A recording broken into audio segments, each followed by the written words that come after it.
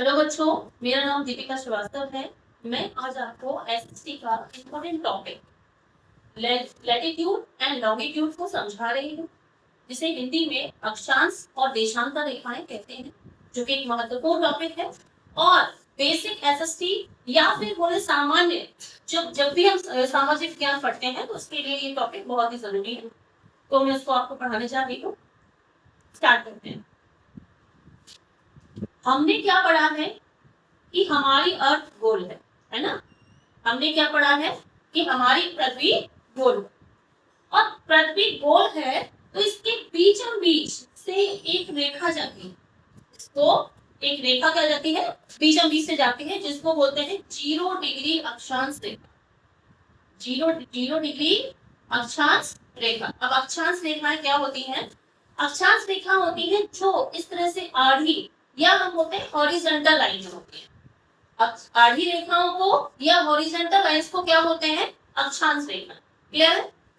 इन्हें हम इंग्लिश में बोलते हैं लैटिट्यूड। हम एक तरह से ये भी बोल सकते हैं कि देखो लेटी है ना, इसलिए लैटिट्यूड। ठीक है, लेटी रेखाओं को लैटिट्यूड या अक्षांश रेखा।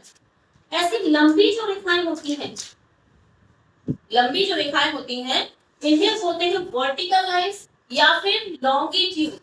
लंबी है, लॉन्ग है तो लॉन्गिट्यूड। समझ में आ रहा है? लंबी रेखाएं हैं लॉन्गिट्यूड, लेटी रेखाएं हैं लैटिट्यूड। हिंदी में बोलेंगे अक्षांश रेखाएं और इनको बोलेंगे देशांतर रेखाएं। क्या बोलेंगे इनको? देशांतर रेखाएं। समझ में आया आपको? अब हमने आपसे बोला कि 0 डिग्री रेखा जो है वो पृथ्वी के बीचों बीच से निकलती है, यानी पृथ्वी को 2 भागों में बांट देती है। इसको बोलते हैं नॉर्थ उत्तरी अक्षांश, और इसको बोलते हैं साउथ यानी दक्षिणी अक्षांश। उत्तरी अक्षांश, उत्तरी पोल या ध्रुव बोल सकते हैं इसको, ध्रुव। और ये होता है दक्षिणी ध्रुव। हम ध्रुव को इंग्लिश में क्या बोलते हैं? पोल। ठीक है, कि ये हो गया उत्तरी ध्रुव, ये हो गया दक्षिणी ध्रुव, यानी कि नॉर्थ पोल साउथ। क्लियर है? अब नॉर्थ पोल और साउथ पोल के बीच से जो रेखा जा रही है वही होती है हमारी 0 डिग्री अक्षांश रेखा, या इसी को इंग्लिश में बोलते हैं इक्वेटर। क्या बोलते हैं? इक्वेटर। ठीक है, इंग्लिश में इसको क्या बोलेंगे? इक्वेटर। अब इसके 2 नाम और, ठीक है, एक तो इसको 0 डिग्री अक्षांश रेखा कहते हैं, दूसरा इसको इक्वेटर कहते हैं, तीसरा इसी को बोलते हैं विषुवत रेखा। क्या बोलते हैं? विषुवत रेखा। और इसको एक और नाम दिया गया है भूमध्य रेखा। और क्या नाम है? भूमध्य रेखा। यानी हम इसको 4 नामों से जान सकते हैं: 0 डिग्री अक्षांश रेखा, इक्वेटर, भूमध्य रेखा और विषुवत रेखा। ठीक है, अब ये 0 डिग्री जो लाइंस हैं, अगर हम बोले अक्षांश रेखाएं टोटल कितनी होती है, टोटल कितनी होती है, कुल कितनी अक्षांश रेखाएं हैं, तो देखो 90 नीचे है और 90 ऊपर है। टोटल कितनी है? 180। अगर हम इसमें 0 डिग्री को भी मिला दें तो टोटल कितनी हो जाएगी? 181। कितनी हो जाएगी? 181। साथ ही साथ अगर हम बोले कि ये तो पोल है, पोल को तो एक बिंदु के रूप में लेंगे, पॉइंट है पोल, तो एक पोल क्या है? एक पॉइंट है। अगर हम पॉइंट को हटा दें तो कितनी हो जाएंगी टोटल अक्षांश रेखाएं? 179। क्योंकि 2 तो पोल है, पोल तो कैसे होते हैं? छोटे छोटे, इतना सा सर्कल बनेगा, है ना, ऐसे। तो इनको तो हम क्या बोलेंगे? पोल्स। पोल्स को हम अगर इसमें नहीं ले, अक्षांश रेखाओं में काउंट नहीं करेंगे तो टोटल अक्षांश रेखाएं कितनी है? 179। यानी टोटल लैटिट्यूड कितनी है? 179। और टोटल अगर हम 179 में 90 ऊपर है और 90 नीचे। क्लियर है? अब एक चीज और, जैसे कि ये आपस में ऐसे यहाँ पे क्या बनी है? अक्षांश रेखा।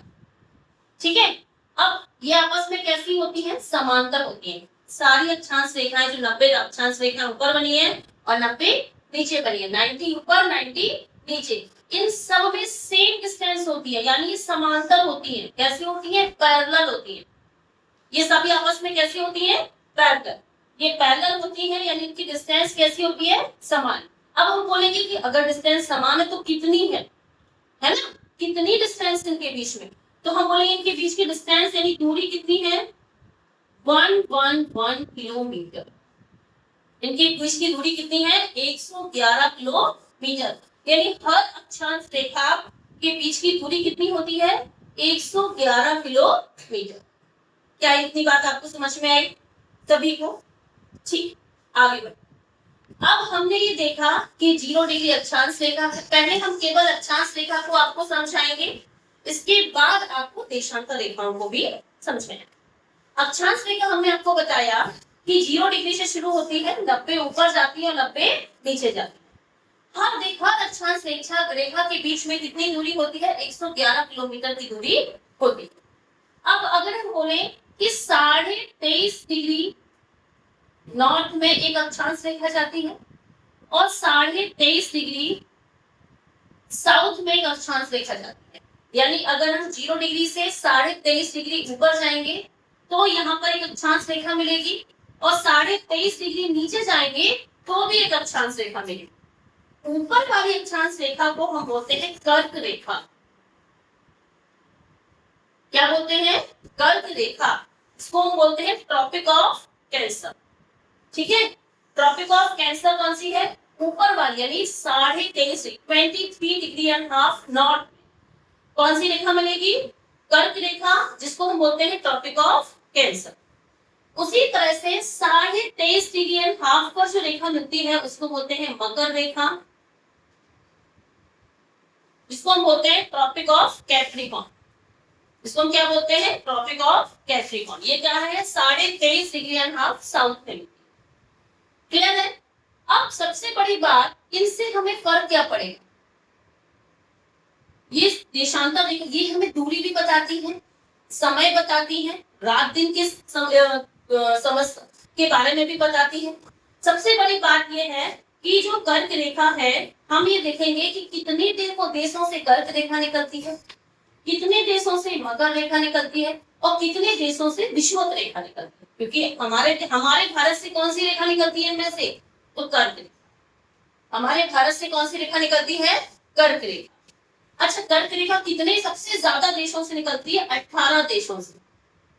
ठीक है, 18 कंट्री से कौन सी निकलती है, कर्क रेखा। सबसे ज्यादा देशों से निकलती है कर्क रेखा। ठीक है, इसके बाद अगर हम बोले विषुवत रेखा, ठीक है, और मकर रेखा। मकर रेखा 12 देशों से निकलती है। कितने देशों से, 12 देशों से कौन सी निकलती है, मकर रेखा। ठीक है, और लगभग 15 देशों से निकलती है कौन सी, विषुवत रेखा। ठीक है, ये एक मोटा मोटा अनुमान है कितने देशों से ये रेखाएं निकलती। ठीक है, हमारे भारत से कौन सी है, कर्क रेखा। अब अक्षांश रेखाओं से हम पूरे अपने देश की साइज, लोकेशन वगैरह को समझ सकते हैं। अब हमने देखा कि ऊपर वाले पोर्शन को उत्तरी गोलार्ध, नीचे वाले को दक्षिणी गोलार्ध। गोलार्ध मतलब आधा गोला, गोलार्ध मतलब आधा गोला। आधा गोला ऊपर है तो उत्तरी गोलार्ध है, यानी इसको बोलते हैं नॉर्दर्न हेमिस्फीयर। नीचे क्या है, साउथ है, उसको क्या बोलेंगे, southern hemisphere. Northern hemisphere, southern hemisphere. ठीक है, अब हम बात करते हैं कि देशांतर रेखाएं जो इस तरह की होती है। ठीक है, एक पोल से दूसरे पोल पर मिलने वाली रेखाओं को क्या बोलते हैं हम, देशांतर रेखा। ये लंबी होती है इसलिए इन्हें क्या बोलते हैं, लॉन्गिट्यूड। ठीक है, अब लॉन्गिट्यूड को हम हिंदी में क्या बोलते हैं, देशांतर रेखाएं। ये टोटल कितनी होती है, ये टोटल होती है 360। ये टोटल कितनी होती है, 360। ठीक है, लेकिन इनके बीच की दूरी बराबर नहीं होती। जैसे कि हर अक्षांश रेखा के बीच की दूरी बराबर है, 111 किलोमीटर है सब में। देशांतर रेखाओं की दूरी देखो, जैसे जैसे ये पोल की यहाँ पे इक्वेटर के पास आती है इनकी दूरी बढ़ जाती है, और जैसे जैसे ये पोल के पास आती है इनकी दूरी घट जाती है। इसका मतलब इनके बीच की दूरी बराबर नहीं है, लेकिन एक देशांतर से दूसरे देशांतर के बीच में समय जरूर लगता है, 4 मिनट। यानी 1 डिग्री बराबर कितना होता है, 4 मिनट। 1 डिग्री बराबर 4 मिनट। ठीक है, यानी अगर हम बोले कि सबसे बड़ी जो देशांतर रेखा है, सबसे बड़ी जो देशांतर रेखा है वो है 0 डिग्री और या उसको बोल सकते हैं 180 डिग्री देशांतर रेखा। अब इसमें 0 और 180 क्यों है? क्योंकि ये ऐसे घूम कर लौट कर वही जाती, इसीलिए शुरुआत 0 से होगी और कौन से क्या हो जाएगी 100, तो उसी को 0 डिग्री, उसी को 180 डिग्री। ये यहाँ पर पड़ेगा लंदन। लंदन के पास में एक शहर है ग्रीनविच। कौन सा शहर है? ग्रीनविच। ये लंदन के पास ग्रीनविच से निकलती है, इसीलिए इस लाइन का नाम रख दिया गया ग्रीनविच मेरिडियन लाइन। क्या नाम रख दिया गया है? Greenwich meridian line. एक्चुअली इसका पूरा नाम है प्राइम मेरिडियन लाइन। जैसे इसको बोलते हैं इक्वेटर, ऐसे इसको क्या बोलते हैं? Prime meridian line. ठीक है, या फिर हम इसको बोल सकते हैं 180 डिग्री देशांतर रेखा। इसी से ही समय निर्धारित किया गया है। ऑल ओवर वर्ल्ड में समय का निर्धारण भी किससे हुआ है? ये टाइम जो है वो टाइम मैनेजमेंट किससे हुआ? इसी लाइन से। ठीक है, तो यही से क्या होता है? टाइम भी बनता है। इसीलिए यहाँ पे अगर शुरू के रात के 12 बजे हैं तो इसके आगे यानी हम जैसे जैसे ईस्ट में जाते जाएंगे समय बढ़ता जाएगा और हम वेस्ट में जाते जाएंगे समय घटता जाएगा। ठीक है, यहाँ से 5.5 डिग्री की दूरी पर हमारा देश भारत, 5.5 डिग्री 5.5 घंटे की दूरी पर हमारा भारत है। कि हमारे भारत का जो टाइम है वो है 82 degree and half, 82 degree and half, यानी 82 एंड हाफ डिग्री हमारा समय है। यानी समय रेखा, भारत की समय रेखा है 82.5 डिग्री पर निकली है। कहां से निकली है?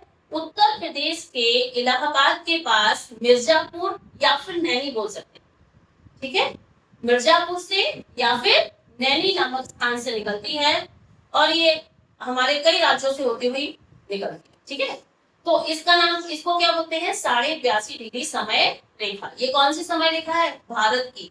हमारा टाइम निर्धारण होता है, टाइम मैनेजमेंट होता है, वो किससे होता है? 82.5 डिग्री हाफ। क्या इतनी बात आपको क्लियर हुई? अक्षांश रेखाएं हमने आपको समझाई है, देशांतर रेखाएं हमने आपको समझाई है, साथ ही साथ हमने आपको ये भी बताया कि कुल कितनी अक्षांश रेखाएं हैं, कुल कितनी देशांतर रेखाएं हैं, और ये भी आपको बताया कि भारत की समय मानक रेखा कितने डिग्री से निकली है और किस जगह से निकली। धन्यवाद।